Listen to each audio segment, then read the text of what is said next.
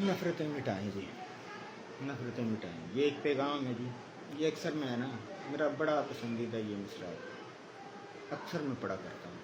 اے دوست دل میں گرد کدورت نہ چاہیے، اے دوست دل میں گرد کدورت نہ چاہیے، اچھے تو کیا بروں سے بھی نفرت نہ چاہیے، اچھے تو کیا بروں سے بھی نفرت نہ چاہیے. کہتا ہے کون پھول سے رغبت نہ چاہیے، کہتا ہے کون پھول سے رغبت نہ چاہیے، کانٹے سے بھی مگر تجھے وحشت نہ چاہیے.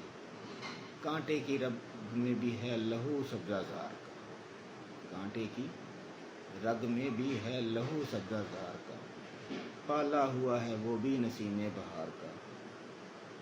تو یار اچھے لوگوں کے ساتھ تو سب بھی اچھے ہی چلتے ہیں. جو اچھا ہوتا ہے نا اس کا وزن اٹھانے کی کسی کو ضرورت نہیں پڑتی، وہ تو بس ٹھیک ہے سب کے ساتھ چل رہا ہے. یار مزہ تو تب ہے نا جب اس کے ساتھ چلا جائے جسے ساری دنیا نے ٹھکرا دیا، جسے اس کے اپنوں نے ٹھکرا دیا. یہ جو معاشرے کے ٹھکرائے ہوئے لوگ ہیں نا، چند میرا بس چلے نا یار، ان کے لیے ایک الگ دنیا بنا دو. یہ ہیرے ہیں یار جو مٹی میں رل گئے، جو مٹی میں رل گئے. ماں باپ کے لاڈلے تھے اور ہم آتے جاتے ان پہ طنز کرتے ہیں، ان کو نشئی کہتے ہیں، کسی کو کچھ کہتے ہیں، کسی کو کچھ کہتے ہیں. یار چنگیاں دے تے سارے ہی لڑ لگ جاندے نے، ماڑیاں دے بھی لڑ لگ گئے، بریاں دے، پیڑیاں دے، گندیاں مندیاں دے، انہوں نے اپناؤ یار.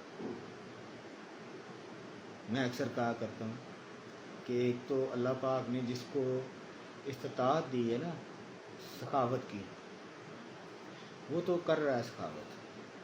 وہ تو ظاہری بات ہے، اس کو اگر اس کو اللہ پاک نے اس کی بھوک سے زیادہ، ضرورت سے زیادہ اسے دیا ہے تو وہ بانٹ رہا ہے مخلوق میں، تو اس کا ایک الگ مقام ہے. لیکن اس بندے کا مقام کیا ہوگا جس کو بھوک 2 روٹیوں کی ہو، سامنے بھی 2 روٹیاں ہوں، بھوک 2 روٹیوں کی ہو، سامنے بھی 2 روٹیاں ہوں، اور وہ بھی بڑی یہ نہ پتا ہو کہ اگلے وقت ملنی ہے یا نہیں ملنی، لیکن سامنے ایک اور بھوک آ جائے،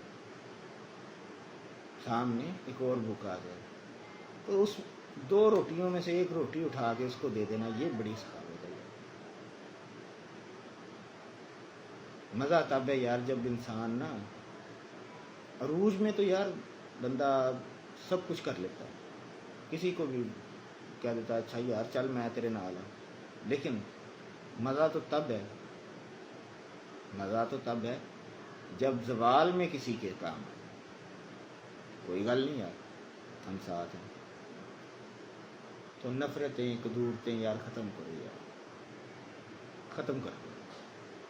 رات کو سونے سے پہلے نا ایک دعا کیا کریں، وہ یہ کہ یا دعا کیا کریں، اللہ پاک سے بات چیت کیا کریں کہ یا اللہ میں نے جس نے آج میرے ساتھ زیادتی کی نا، میں نے ان سب کو معاف کر دیا، اور اگر انجانے میں مجھ سے کسی کا دل دکھ گیا نا تو اس کے دل میں میرے لیے رحم پیدا فرما دے. ٹھیک ہے، اگر آپ کو پتہ ہے کہ فلاں شخص کے آپ نے دل آزاری کی ہے تو یار اس سے معافی مانگ. کوئی اس میں یار غلط بات نہیں ہے، معافی مانگنا کوئی غلطی کی معافی مانگنا. معافی توبہ کا آپشن، معافی کا آپشن رکھا ہی اس لیے کیا ہے کہ غلطی بھی ہونی ہے، اس کی معافی تلافی بھی ہونی ہے. تو کیوں یار وہاں پہ ہم جا کے معاف کریں جب سامنے والا نہ سن سکتا ہو، نہ دیکھ سکتا ہو، بے بس پڑا ہو، بنا روح کے ایک بت پڑا ہو چارپائی پہ. ٹھیک ہے، امید کرتا ہوں کہ عمل کریں گے آپ. میرا ایک مقصد ہے، میرا مقصد یہ ہے کہ معاشرے سے میں نے منفی سوچ کا خاتمہ کرنا ہے. اور جس دن میں نے یہ شروع کیا تھا نا لکھنا، میں نے اسی دن اپنے ذہن میں تو اپنے ذہن میں دل و دماغ میں یہ بات بٹھا لی تھی کہ مجھے بہت کرٹیسائز کیا جائے گا، میرے ساتھ بہت پنگے ہوں گے، میرے ساتھ بہت الٹے کام ہوں گے، مجھے تھیڑا جائے گا، مجھے کھینچا جائے گا، لیکن میں نے گھبرانا نہیں۔ کیوں؟ میرا رستہ سیدھا۔ تو الحمدللہ میں آج بھی قائم ہوں۔ منفی سوچ کا خاتمہ کرو، مت سوچو یار کون کیا کر رہا ہے، اس کا جواب آپ نے نہیں دینا۔ آپ کیا کر رہے ہیں اس کا جواب آپ نے دینا۔ کون کیا کر رہے ہیں اس کا جواب آپ نے نہیں دینا، لیکن اس کا جواب آپ نے دینا ہے آپ کیا کر رہے ہیں۔ وہ کہتے ہیں نا کہ دوسروں پر اگر تبصرہ کیجئے تو پہلے سامنے آئینہ رکھ لیا کیجئے۔ یہ میرا شعر ہے، میں نے لکھا کہ دوسروں پر اگر تبصرہ کیجئے تو پہلے آئینہ سامنے رکھ لیا کیجئے۔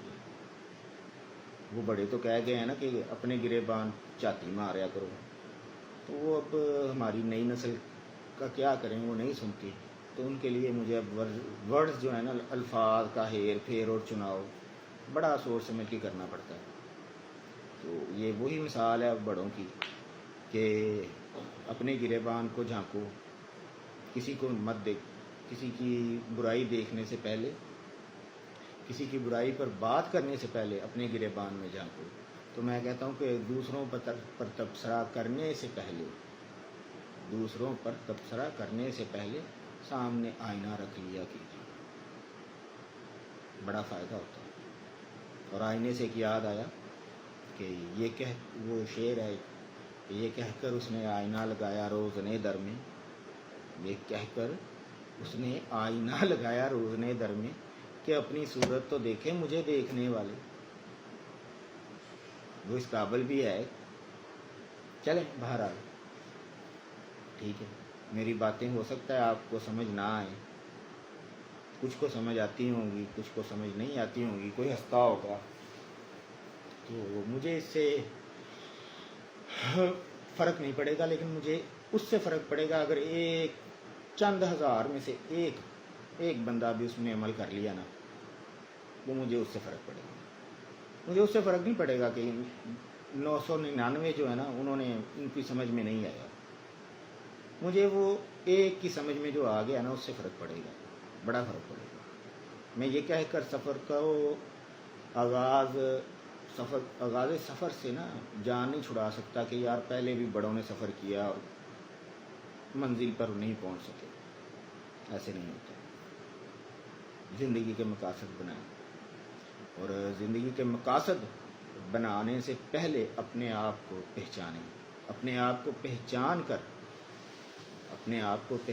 کر دیکھیں، حقیقت بات ہے آپ کو خدا بھی ملے گا، آپ کو زندگی کی حقیقت کا پتہ چلے گا، آپ کو اللہ پاک کی تدبیر کا پتہ چلے گا، پلاننگ کا پتہ چلے گا۔ آپ نفرتیں چھوڑ دیں بس، باقی یار جو گناہ کر رہا ہے وہ اس کا جو کام ہے اور اللہ کا کام ہے۔ ہم کون ہیں قیامت سے پہلے قیامت لانے والے؟ ہم کون ہیں قیامت سے پہلے قیامت لانے والے؟ فیصلہ تو اسی دن ہوگا نا۔ کسی نے زیادتی کر دی ہے، ہاں ظلم پہ بولنا چاہیے، ظلم پہ چپ نہ رہو۔ ایسا ظلم جس پہ آپ اگر خاموش رہیں تو وہ بڑھاوا بڑھے گا، تو اس پہ خاموش رہنا ظلم ہے۔ وہاں پہ ظلم نہ کریں، وہاں پہ خاموش نہ رہیں، ٹھیک ہے؟ تو یعنی وہ کہہ لیں کہ رہیں گے نہ دب کے کسی سے ہم آصف، رہیں گے کسی سے نہ دب کے ہم آصف، شاہ حسن وہ صحیح تاجدار ہم بھی ہیں۔ تو وہ جو کبر کرتا ہے، جو پھر پہل کرے تو اس کو چھوڑے مت، لیکن پہل نہ کرے، پہل نہ کرے۔